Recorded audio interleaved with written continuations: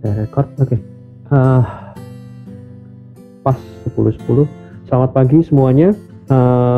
Hari ini kita sebenarnya di review singkat, dan sebenarnya juga untuk kelas Palembang materinya tidak perlu secara serius diikutin, karena nanti ada penjelasannya di belakang, terutama di bagian penilaian.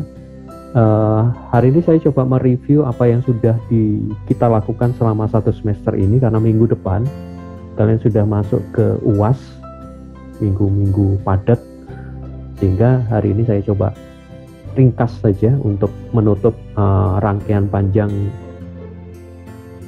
dari mata kuliah arsitektur Nusantara. Oke. Mungkin kalian perhatikan sistem mata kuliah arsitektur Nusantara semester ini agak berubah, karena patokan saya adalah pemikiran dari Einstein ini. Masing-masing dari kalian itu punya keunikan, masing-masing dari kalian punya interest terhadap arsitektur, dan kebetulan memang topik atau subjek besarnya adalah arsitektur Nusantara, tapi saya harus mengakomodasi pemikiran-pemikiran kalian, sehingga kalau kalian perhatikan dari awal sampai terakhir, penyampaian materinya tidak seperti penyampaian materi-materi di semester-semester sebelumnya, terutama kalau di mata kuliah saya lebih banyak memberi kesempatan kalian untuk mengeksplor pemikiran kalian, karena sepertinya kok tidak tanda kutip tidak fair untuk menjudge atau melakukan penilaian berdasarkan pemahaman saya. Sehingga biasanya kalau kalian perhatikan dari awal adalah materi yang general, kemudian kalian mencoba melakukan eksplorasi terhadap materi-materi tersebut. Pemikiran berikutnya adalah sebenarnya saya sedang melakukan uji coba pemahaman atau pendekatan ini, active learning. Active learning adalah sebuah, bisa dikatakan pendekatan atau sebuah pemahaman pembelajaran baru buat saya, minimal buat saya. Sebenarnya active learning itu sudah sejak tahun 2090-an akhir, 2000-an awal itu sudah dikembangkan. Hanya pada kebetulan karena di semester ini saya mendapat tugas arsitektur Nusantara dan sendiri, sehingga saya bisa lebih luas dan lebih bebas untuk mengembangkan sebuah pendekatan pembelajaran. Jadi active learning adalah menempatkan atau meletakkan dosen hanya sebagai fasilitator, bukan satu-satunya sumber ilmu, sumber pengetahuan. Karena kita pahami bersama bahwa sumber pengetahuan sekarang bukan lagi diletakkan pada seseorang, tapi sudah katakanlah di cloud, di Google. Apapun yang kalian coba cari di Google itu akan keluar. Nah, kesempatan arsitektur Nusantara ini, semester ini saya coba meletakkan atau menempatkan sumber pengetahuan itu biar di Google. Tinggal kalian melakukan investigasi, melakukan simulasi, terus mencoba berprakteknya. Hanya di semester ini yang tidak jalan, yang belum jalan adalah ini, assessment dan presentasi tidak maksimal. Kalian mengumpulkan paper dan segala macam, oke, itu bisa dianggap sebagai presentasi, tapi proses ini tidak bisa dihadirkan secara maksimal hanya pada paper-paper itu. Itu catatan kritis saya terhadap apa yang saya lakukan sendiri. Jadi di assessment kurang, di presentasi kurang. Investigasi saya hanya menyiapkan materi saja, materi awal, materi wajib itu. Kemudian ada materi pilihan, kalian melakukan investigasi sendiri, materi pilihan, melakukan investigasi, melakukan simulasi dengan mencoba terutama di UTS, menggabungkan beberapa materi wajib, kemudian disimulasikan, dan praktikalnya adalah pada kuis. Itu terlihat adalah prakteknya, bagaimana kalian menganalisa sebuah persoalan. Itu sih sedikit catatan proses perkuliahan di semester ini. Nanti ada catatan berikutnya. Oke, berikutnya adalah ini rekap aja, rekap yang semalam. Untuk lebih jelasnya nanti saya akan kirim ke grup. Rata-rata dari kalian sudah melakukan tugasnya dengan baik. Ada beberapa yang masih lobang, masih saya tunggu, karena memang tugas sampai hari ini kan tugasnya sampai abstrak atau draft UAS-nya, sehingga ini bisa kalian segera isi, atau kalau mau segera diselesaikan UAS-nya juga tidak masalah. Ada satu di UAS ini bisa sekaligus kalian selesaikan di hari ini. Saya masih tunggu, besok saya akan coba koreksi lagi. Meskipun batas akhirnya, batas deadline-nya adalah di minggu depan, tanggal 3 Mei. Tapi kalau kalian sudah bisa menyelesaikan hari ini atau minggu ini, dipersilakan. Untuk yang lainnya juga masih saya tunggu. Ada beberapa yang masih lobang-lobang, masih saya tunggu. Karena kembali lagi, sistem pembelajarannya bukan deadline seperti biasanya tugas, tapi deadline-nya adalah memang sepanjang satu semester ini. Deadline akhir adalah tanggal 3 Mei. Kalau 3 Mei belum mengumpulkan, ya saya sudah close semuanya. Saya segera upload di Simak kalau memang sudah lebih dari tanggal 3. Itu deadline akhir untuk keseluruhan. Oke, itu tentang nilai. Nanti lengkapnya ini ada kepotong sih, ada satu mahasiswa kepotong, tidak terlihat. Nanti saya kirim ke seperti biasa di WA group. Capture-nya saya kirim ke WA group untuk lebih jelas. Beberapa dari kalian sudah menyelesaikan sampai pada tahapan UAS. Jadi kalau kalian perhatikan lebih lanjut, asesmennya atau penilaiannya lebih pada jika kalian sudah melakukan, ya nilainya maksimal gitu.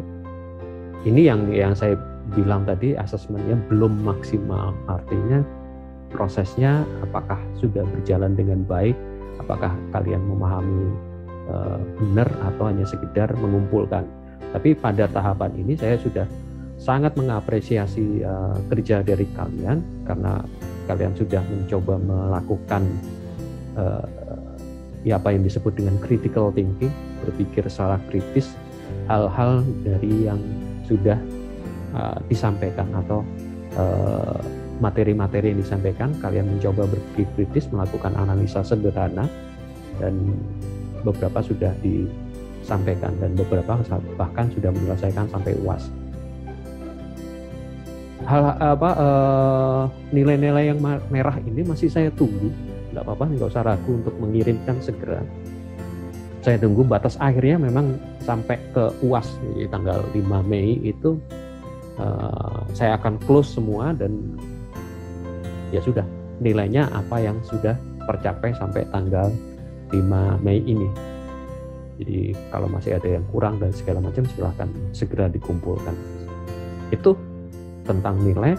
Kemudian catatan berikutnya yang tadi pada practical task-nya, coba menganalisa.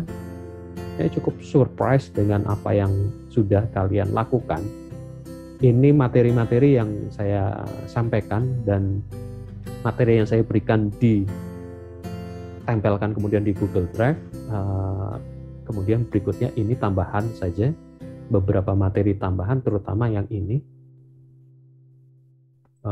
Tweet dari Prof. Emil Salim, kemudian pertemuan terakhir antara 5 asosiasi dengan Pak Jokowi di tanggal 15 April. Tidak berubah banyak, tapi bahkan sampai sekarang juga masih silang pendapat itu masih terjadi tentang kasus Istana Garuda ini, Istana Negara Garuda ini. Nanti ada beberapa catatan kritisnya saya coba sampaikan. Tapi apa yang sudah coba kalian munculkan dan kalian hadirkan di sini dengan kuis cukup membuat apresiasi besar terhadap kerja kalian. Kalian sudah berusaha berpendapat dengan segala macam informasi yang ada di. Saya mencoba merekap apa yang sudah kalian lakukan sampai kemarin ada 41 responden, artinya kalian mahasiswa yang melakukan respon, dan cukup menarik dicermati. Oke, 76% menolak terhadap Istana Negara Garuda dengan berbagai alasan, nanti ada penjelasan. Tapi yang cukup seru dan cukup menarik untuk diamati adalah ada beberapa dari kalian yang menyetujui dengan berbagai alasan. Kemudian ada yang sifatnya netral. Netral dalam hal ini beberapa dari kalian hanya merekap atau membuat resume, atau kalau di koran itu bahasanya bahasa yang cukup netral, artinya menyampaikan keluhan atau menyampaikan argumen dari kedua belah pihak.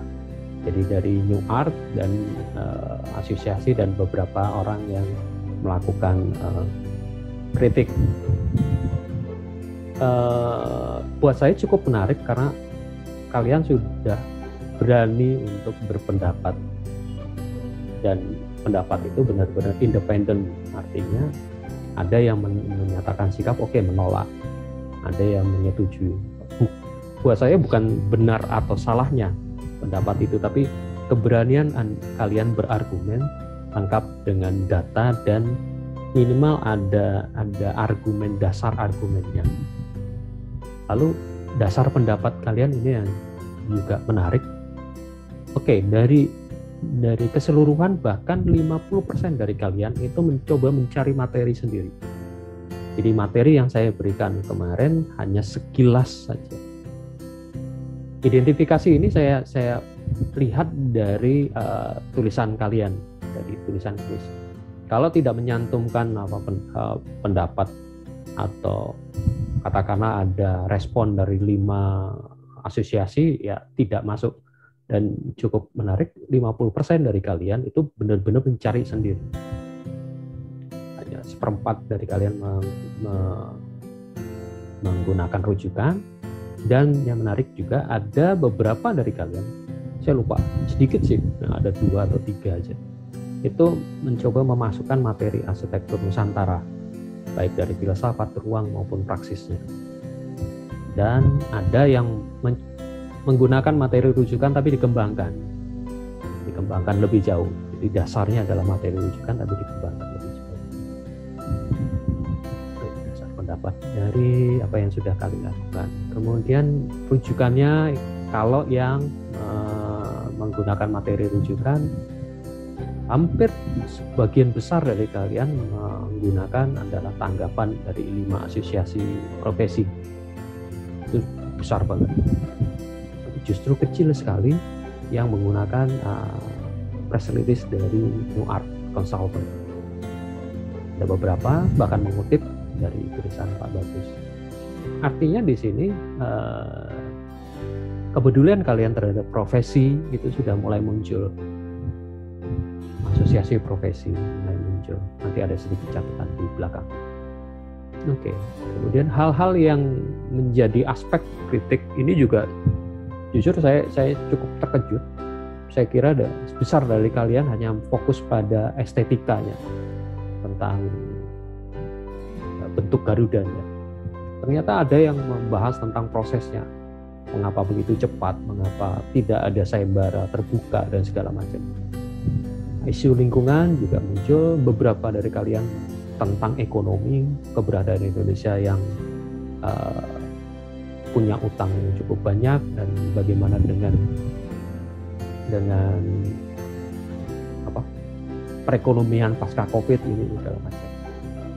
Ada sedikit yang menarik buat saya, 2% ini kalau nggak salah satu orang itu mencoba mengidentifikasi opini publik, baik dari Twitter maupun dari beberapa Instagram atau pendapat-pendapat publik. Ini buat saya menarik karena istana ini bukan hanya untuk atau bukan hanya kepentingan asosiasi saja, tapi yang dipahami atau dinikmati oleh publik, seluruh rakyat Indonesia. Itu yang menjadi titik tolak. Ada sedikit catatan nanti tentang ekonomi. Kemarin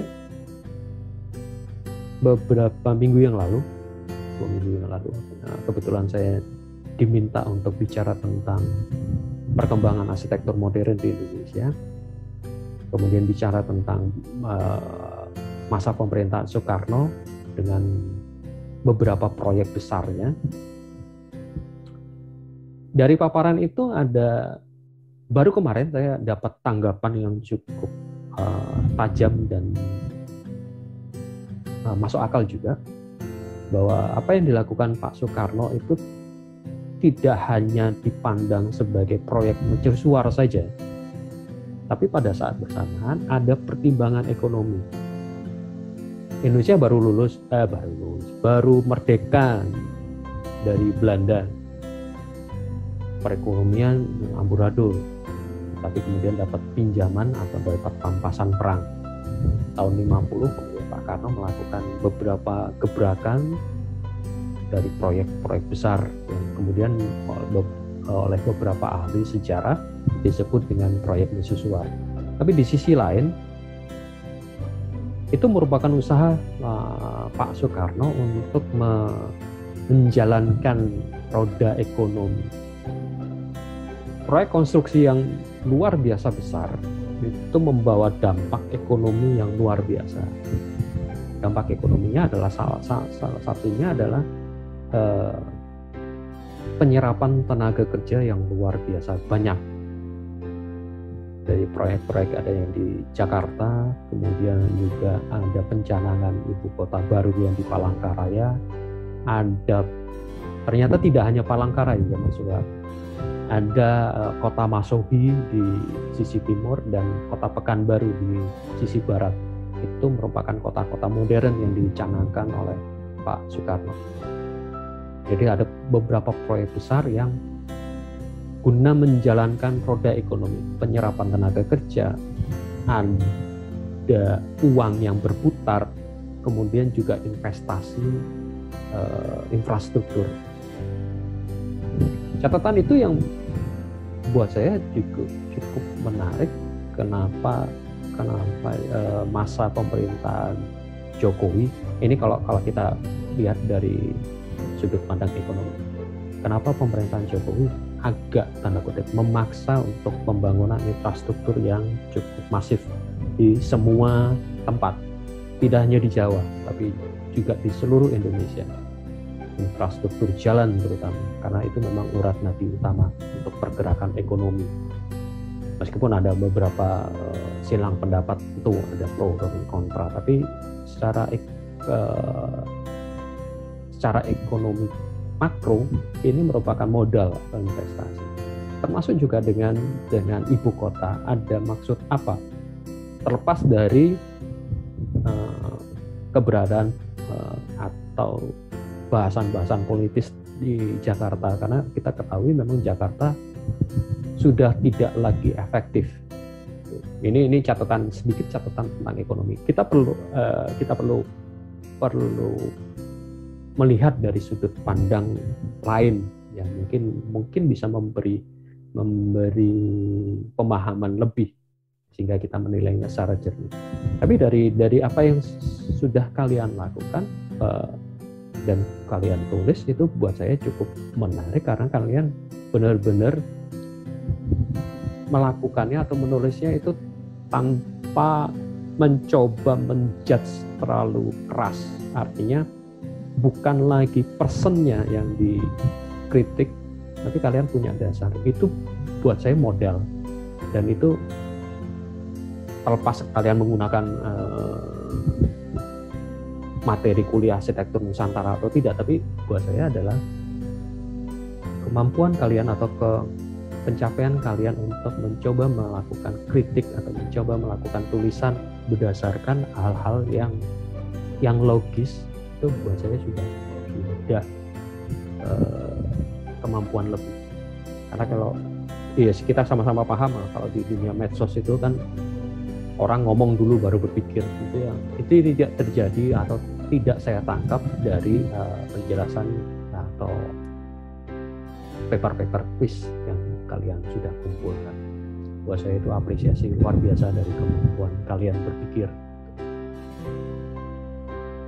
Dan dari quiz itu saya coba rekap apa yang sudah kalian lakukan. Menarik adalah ada sekian banyak, ada 13% kalian itu menyetujui. Saya tidak menyalahkan setuju atau tidak setuju atau netralnya, bukan. Tapi keberanian kalian untuk berpendapat, kemudian berpendapat itu dengan argumen, itu yang saya hargai. Beberapa dari kalian yang menyetujui itu logis juga pemahamannya, dan bahkan itu hal yang sama disampaikan oleh beberapa pakar. Artinya mengapa Pak Jokowi sampai memilih Garuda itu untuk meminimalisir ketegangan perspektif identitas Indonesia. Kalau ada bangunan khusus, umpamanya bangunan joglo di situ, pasti orang Kalimantan dan orang Sulawesi, kita juga sebagai orang Sumatera akan ribut mengapa joglo, apakah Jawanisasi lagi. Tapi kalau istana itu berbentuk rumah panjang juga akan ribut. Jadi itu yang disampaikan oleh teman-teman kalian yang menyetujui bahwa image atau bentuk Garuda itu memang melambangkan atau mencitrakan Indonesia. Yang netral juga saya apresiasi, beberapa dari kalian tidak menyampaikan secara frontal pendapat kalian, tapi menyampaikan fakta-fakta. Jadi membeberkan fakta-fakta, dan itu buat saya juga hal yang bisa dipahami, bahwa silang pendapat itu cukup istilah saya itu gaduh, cukup ramai silang pendapatnya, bahkan sampai ada beberapa yang emosional dan segala macam. Tapi beberapa dari kalian memilih untuk netral, menyampaikan informasi apa adanya, dan itu memang pendekatan jurnalistik itu biasanya seperti itu, menyampaikan apa adanya. Dan ada sebagian besar dari kalian menolak, itu jelas karena data-datanya juga jelas, argumennya juga jelas, apalagi dari sudut pandang arsitekturnya itu jelas sekali. Kecenderungan untuk menolak itu pasti muncul. Oke, dari data ini kemudian saya kembangkan lebih lanjut. Beberapa dari kalian, bahkan 71 itu menggunakan materi, 71% menggunakan materi yang saya sampaikan. Artinya press release, kemudian beberapa video, ada beberapa yang juga kemudian mencoba mengembangkan, jadi mencari materi sendiri, tidak menggunakan rujukan tapi mencari materi sendiri, ada sekitar 12%. Kemudian yang menarik adalah ini dibandingkan dengan kampus Indralaya, perbedaannya jelas banget. Kampus Indralaya itu bahkan tidak hanya satu orang, kalau nggak salah 1 atau 2 orang yang menggunakan materi arsitektur Nusantara, materi kuliahnya. Di kampus Palembang ada sekitar 17%, itu sekitar 5 sampai 7 orang kalau nggak salah. Saya lupa detailnya. Tapi 17% menggunakan materi perkuliahan.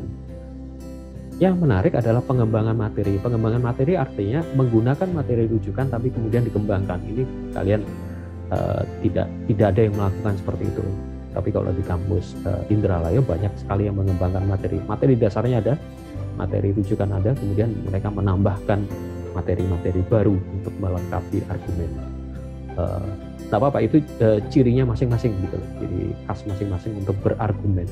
Tapi yang buat saya apresiasi besar adalah kalian melakukan ada dasar dari pendapat kalian, itu yang lebih penting buat saya. Kemudian dari 71% tadi yang materi rujukan, ada yang bahkan sebagian besar itu menggunakan materi atau materi yang saya sampaikan adalah menggunakan materi yang tanggapan 5 asosiasi profesi itu. Kemudian ada yang menggunakan New Art Press, artinya yang disampaikan oleh New Art Consultant. Dan tidak ada satupun yang menggunakan tulisan dari Pak Bagus. Minimal yang saya rekam dari apa yang kalian sudah kumpulkan, kalian tidak secara literal menyampaikan pernyataan dari Pak Bagus. Tidak apa-apa, tapi ya artinya di sini kalian lebih mencoba melihat dari sudut pandang profesi arsitek dan asosiasinya. Kalian kemudian mengenal apa itu asosiasi profesi. Dari rujukan-rujukan dan pendapat itu, ini sekedar aspek yang kalian coba ulas dari rujukan, dari mencari materi. Ternyata kalian bisa mengembangkan materi itu menjadi sangat luas. Ada yang dari sudut pandang ekonomi, energi, ada fungsi istana dalam pengertian aktivitas yang terjadi di dalamnya, kemudian bagaimana sebuah istana itu harus berlangsung dan segala macam. Ada yang kemudian ini representasi Indonesia, itu rata-rata yang menyetujui, dan sebagian juga mengulasnya ya dari yang tidak menyetujui, tapi juga mengkaitkan dengan representasi Indonesia, bahwa istana adalah lambang atau pertunjukan kemampuan Indonesia. Ini terkaitnya juga dengan teknologi terkini. Cukup banyak yang mengulas teknologi terkini terkait dengan kemampuan teknologi pintar di beberapa bangunan, kemudian ada yang greenhouse dan green building dan segala macam. Itu yang cukup menarik untuk ditelusur lebih lanjut sebenarnya. Tapi dari situ saya menangkap bahwa kalian sudah cukup tajam dan sudah berani melakukan ulasan sesuai dengan apa yang sudah kalian coba kumpulkan. Itu dari kuis yang sudah berlangsung. Oke, sedikit mereview proses munculnya Istana Garuda. Sebenarnya ini sebuah rangkaian panjang dari rencana besar pemerintahan Presiden Jokowi. Jadi bukan person Pak Jokowi saja, tapi pemerintahan Joko Widodo ingin memindahkan ibu kota negara. Jadi Jakarta itu kedudukannya bukan hanya ibu kota negara, tapi juga pusat perekonomian. Kalau kita mengacu ke Amerika, dia memisahkan antara pusat pemerintahan itu di Washington DC, sedangkan pusat perekonomian ada di New York. Dia benar-benar memisahkan. Beberapa negara juga memisahkan karena berpendapat perlu adanya efektivitas pertama, kedua juga memisahkan antara pemerintahan dan bisnis. Itu jangan sampai berdekatan, dan itu rencana itu sudah dilakukan beberapa negara, dan itu yang terjadi coba dilakukan di Indonesia.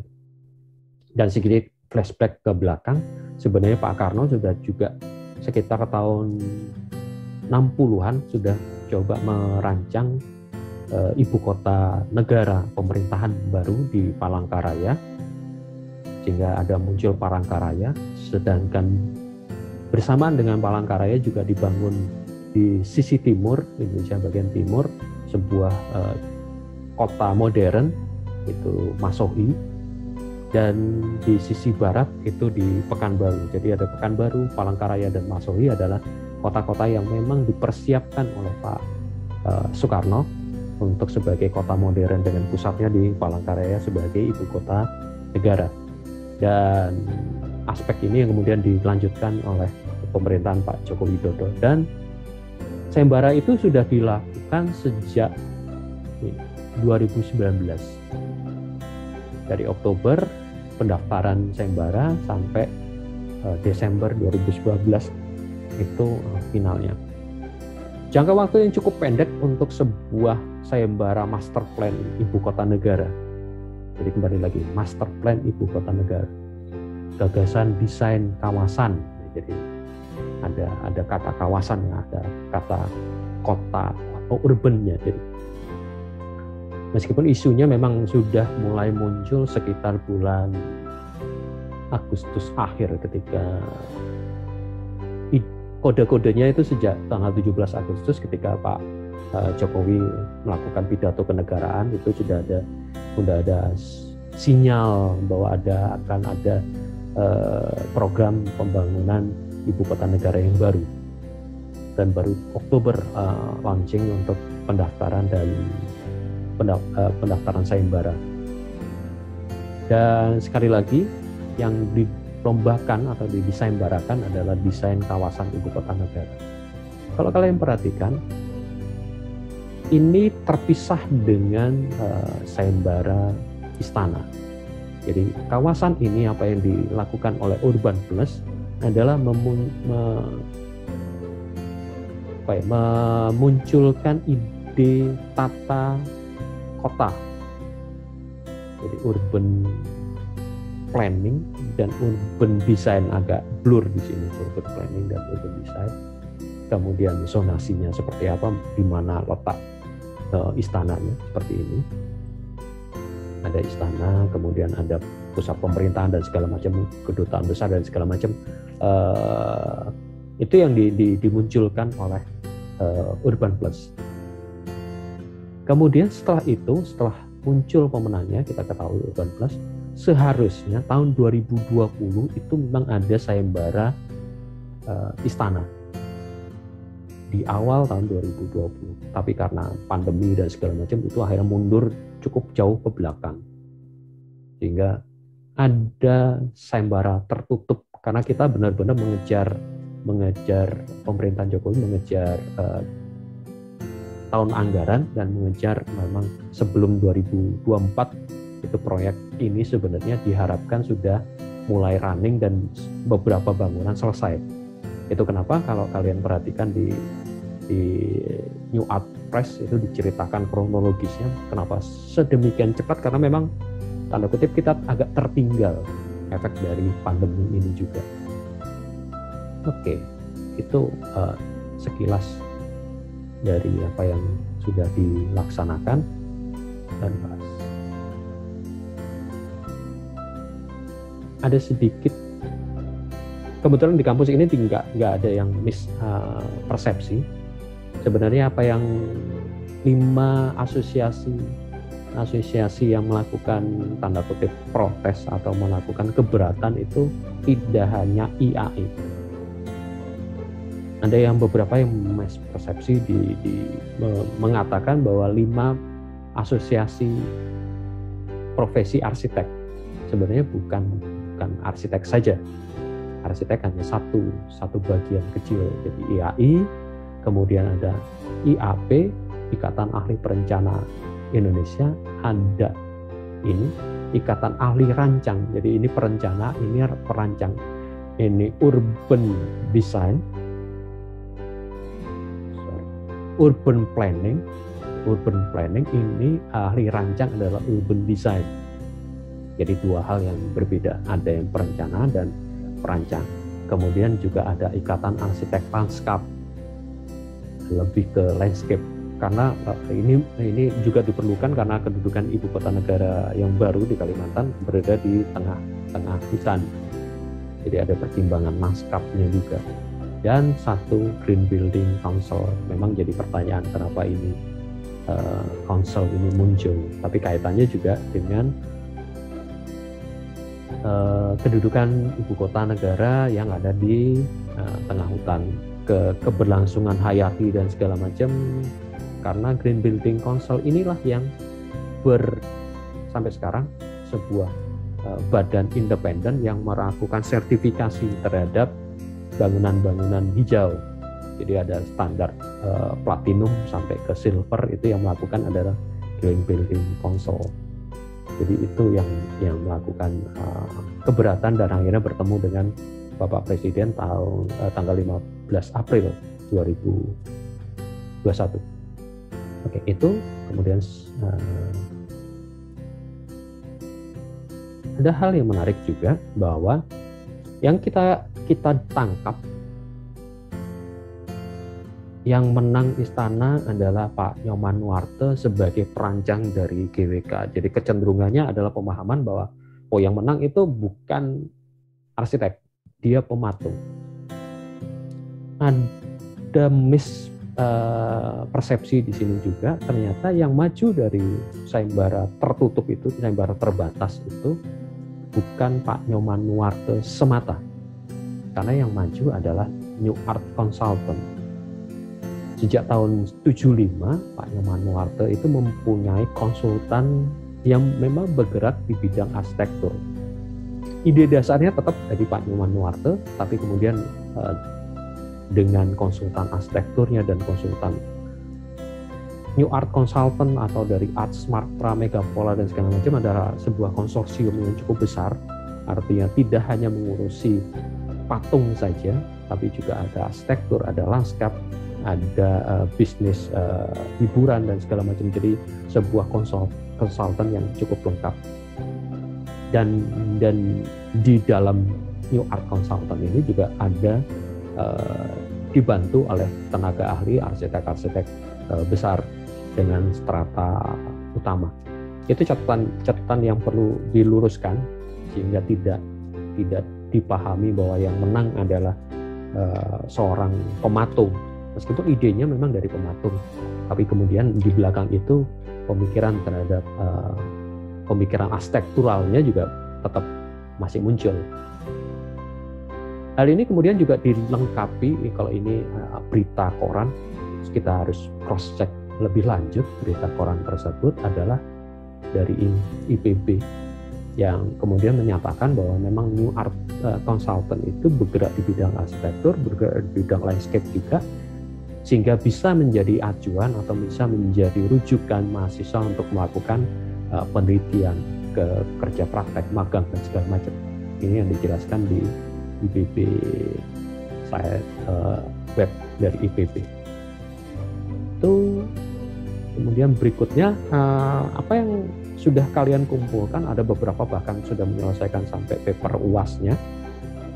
Ada hal yang saya coba catat dari apa yang sudah masuk adalah pengembangan ide dari kalian.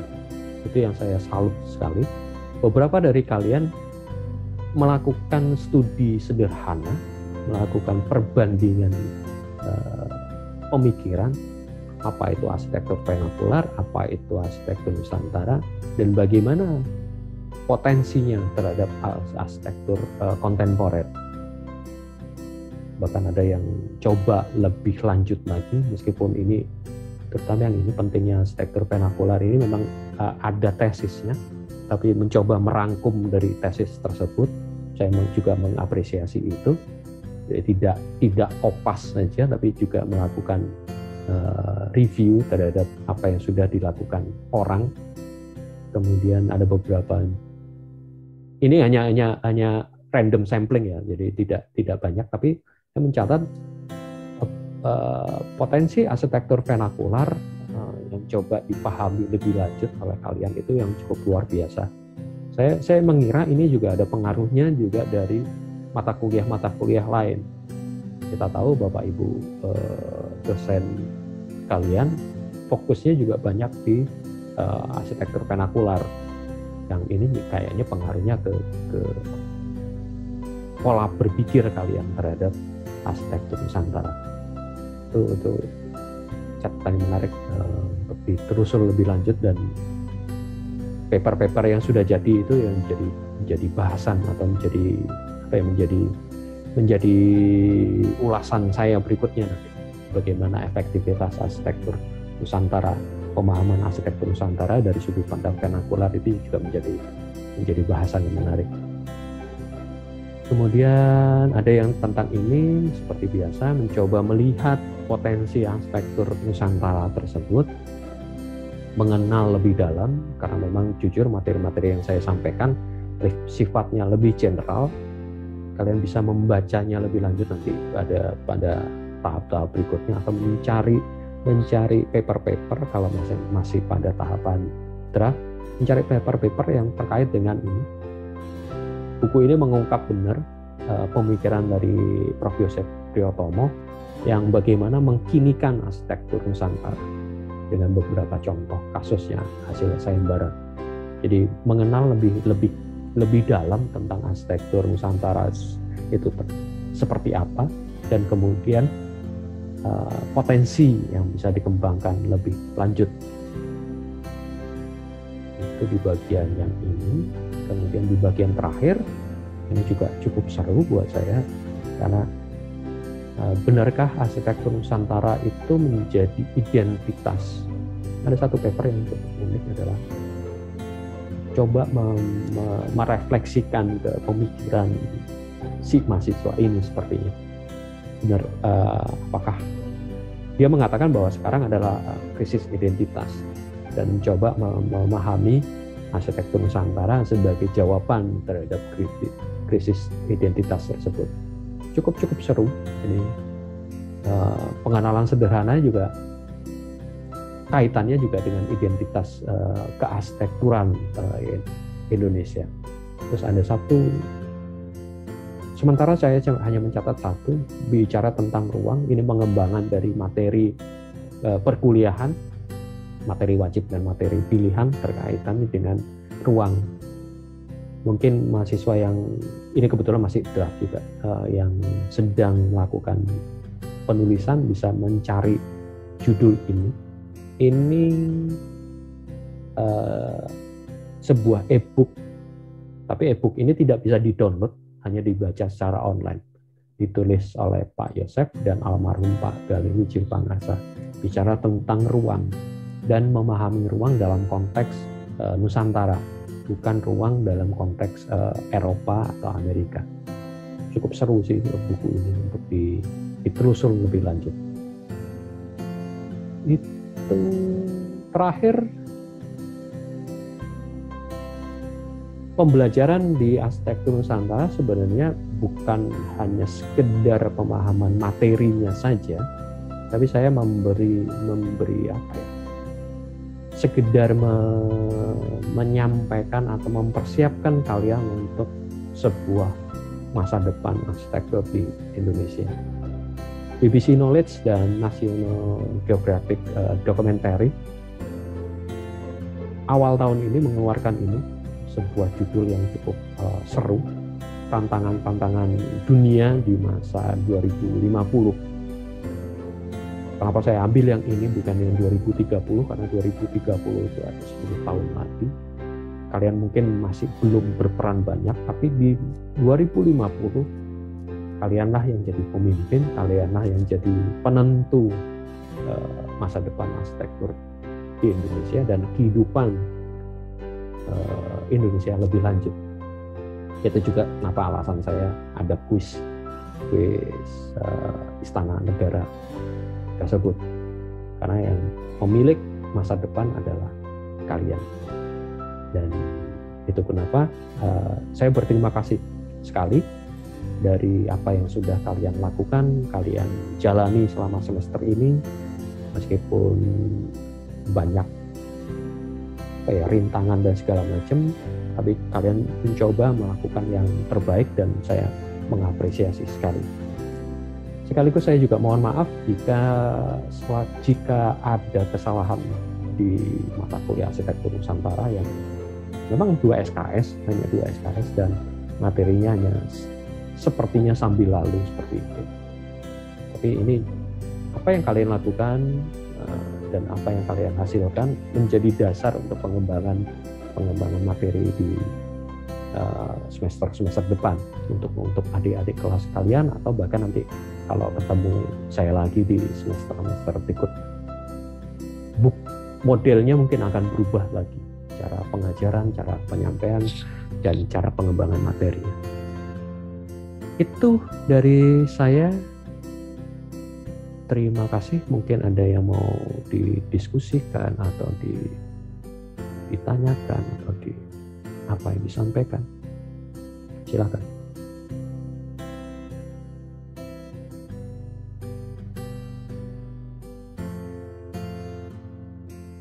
Jadi untuk teknis saja, UAS minggu depan tanggal 5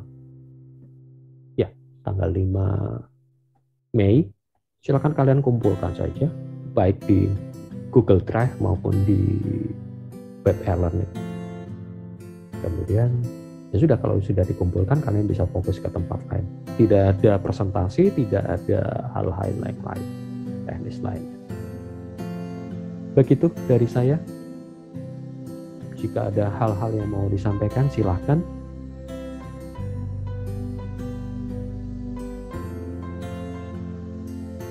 Kalau tidak ada juga tidak masalah, silakan saja.